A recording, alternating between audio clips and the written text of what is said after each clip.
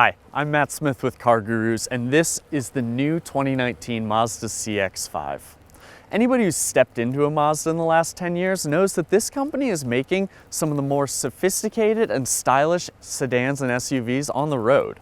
But now the Zoom company isn't just trying to outdo the middle class, they're going for the premium buyers. People looking at Acuras and Lexuses might soon be cross-shopping them with a Mazda CX-5 like this top-tier signature trim. We're here in British Columbia at Whistler Ski Resort so we can see how this car does in winter weather. Let's go for a drive.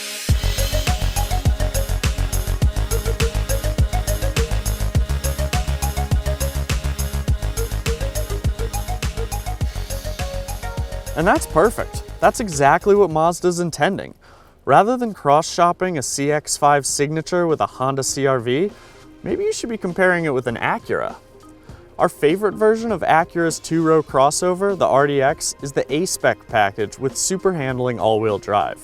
That car starts at $45,500. And this CX-5 signature, it's nearly $9,000 less, starting at $36,890.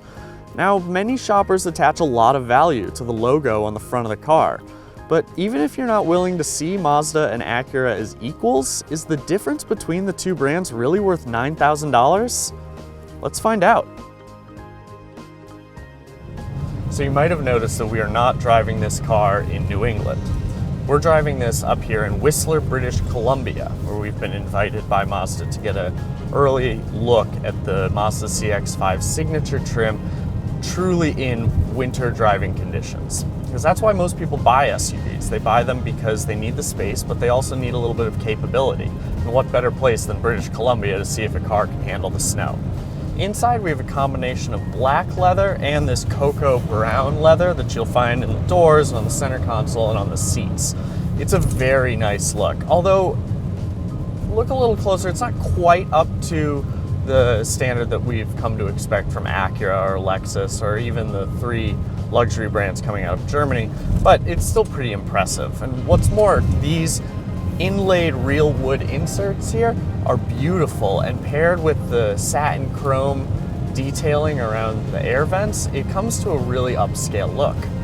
Mazda's still committed to Mazda Connect, and it uses a rotary controller while you're driving, although you can use the screen as a touchscreen when you're in park. And Mazda insists that using the rotary controller while you're driving is safer than using a touchscreen, and that's simply because you can't press buttons on a touchscreen without looking at it because there is no physical button to press. One thing that's notable is that you can get Apple CarPlay and Android Auto on Mazda's infotainment screen now. And even if you have a Mazda dating back to 2014, those will still be available as upgrades. Worth noting, originally we thought that that was going to be a free software upgrade, but it appears that there is a hardware upgrade that has to be made. You have to buy a new wiring harness for the Apple CarPlay side of the upgrade, so that will be something that consumers have to pay for. So the interior is nice, but it's not quite up to par with some of the other premium competitors. And the infotainment system is fully featured and it's easy enough to use, but the screen isn't huge and it could be a little more high resolution. That's okay, because when car shoppers look at premium brands, it doesn't just stop at leather seats and infotainment. They care about how the car drives, and in that regard, Mazda is well ahead of the curve.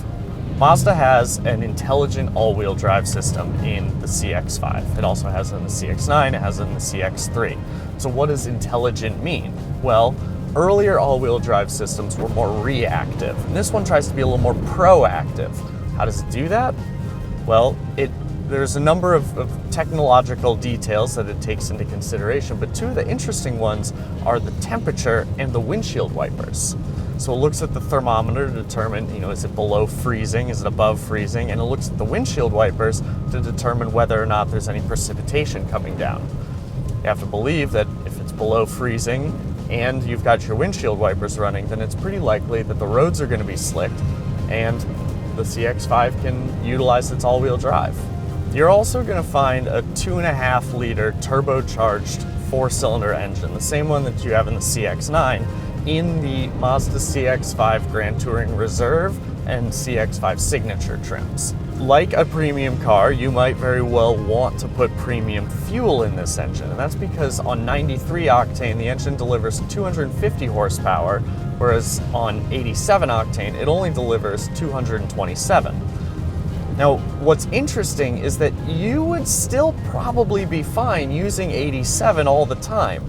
And that's because regardless of what the octane level of the fuel in the gas tank is, the car will still deliver 310 pound-feet of torque, which frankly is an enormous amount of torque to get out of a 2.5-liter engine, especially one that's not a diesel.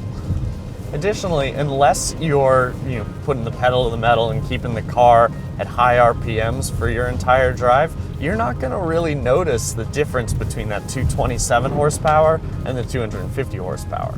That's because those peak numbers both arrive past 4,000 RPMs, whereas the 310 pound-feet of torque, you get those from right around 2,000 RPM. So the turbocharger on that 2.5-liter engine is pretty interesting. A lot of times turbochargers struggle with what's called turbo lag, and basically that means that you put your foot to the floor and you don't really feel anything until the RPMs grow to a certain number, and then all of a sudden the power comes on in one big rush. That ends up being a really disjointed driving experience. So how has Mazda approached this? Well, think of it kind of like a garden hose. If you turn the hose on and put your thumb over the hole, it's going to create a much more high pressure stream, right? You can spray it all over the place. You take your thumb off, lower pressure. Same sort of thing with the engine being at low RPMs and high RPMs. At low RPMs, when there would normally be lower pressure, they force feed the turbocharger through a much smaller inlet. When they get to higher RPMs where they don't need that kind of enhanced pressure, it reverts back to a normal size inlet hole. All in all, driving the CX-5 is really rewarding. The steering is really direct, the throttle response is quick and immediate, and the brakes are extremely predictable. Not to mention, the 2.5-liter turbocharged engine trims have been tuned to a little stiffer chassis, and that gives you a little more confidence when you're going through the bends. The Mazda CX-5 signature trim is now on sale, so head over to CarGurus and read our full overview of the car and maybe do a little shopping. And while you're at it, be sure to subscribe to our YouTube channel and let us know what you think of this car. Does this compete with the Acura RDX and other premium crossovers? Thanks for watching.